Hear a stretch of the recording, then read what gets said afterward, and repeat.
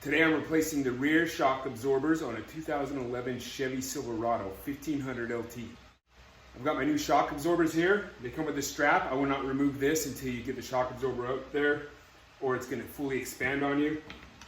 I got the PB blaster. I went and just sprayed that on the bolts, just get them to start loosening up. Got a breaker bar, a hammer in case I need to tap on the bolts. Got your socket, got a torque wrench, and I got a jack in case I need to use some type of support to push the shock absorber up in place. First thing I did is you need to drop the spare tire underneath. That's going to give you a little more room when you're working underneath there. This is a real quick and easy job. I'm going to remove that bolt right there, and it comes completely out. And then up here at the top, I'm going to remove this bolt, and I won't need a wrench to hold it on the other side because it's a solid welded in bolt. You've got this one here, and then you got another one that's on the other side of the axle. You can see when you remove the tire, it gives you more room to be able to move your wrench.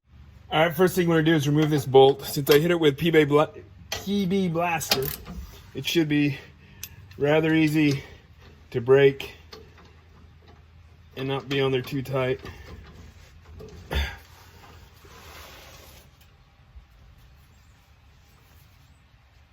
Yep, not too bad. Hit it from this side.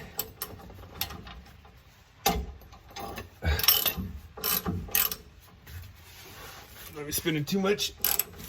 There you go. Now it's starting to spin. You can use an open end wrench on here too. I just couldn't find mine.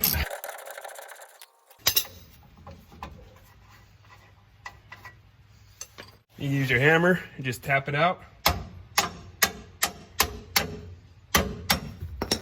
Might have some weight. You want to push down when I pull it out. Just grab your wrench and get it the rest of the way out.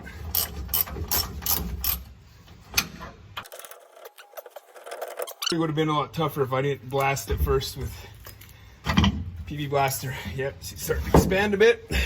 Now we'll take the top one out. Let's see if I can get it without a breaker bar. Since I got the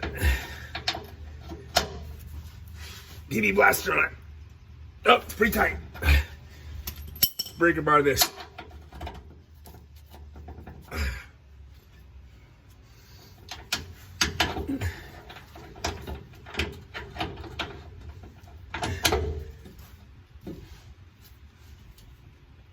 There she goes.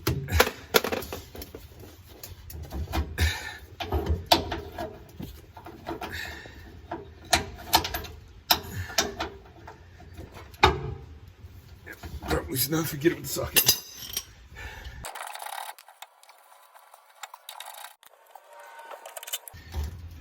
Just slide her on out. Nice and rusty. All right, we'll replace it with the new one. Then I'm just gonna leave this white strap on here. So they put the new one in.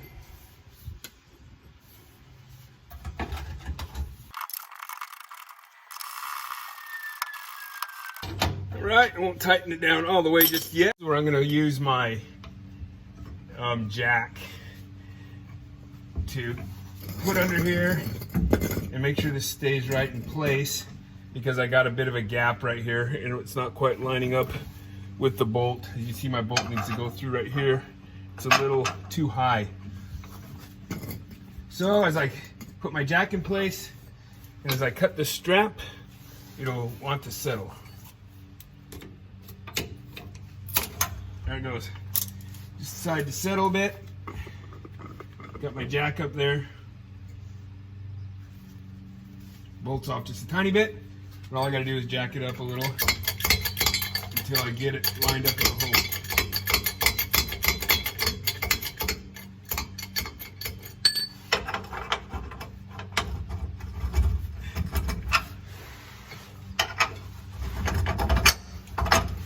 There. Lined up perfectly. I just have to put my bolt on the other side.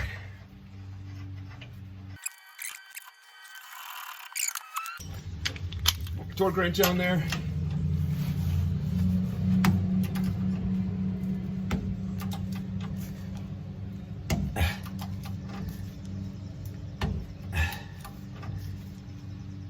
There we go. 84. Then I'll get up here and hit the top one, and that's pretty much it. And you're done. And you do the repeat to the same side. Get my torque to 84. There we go. This side's done. We'll do the opposite side. Quick and easy replacement. Don't even have to jack up the vehicle.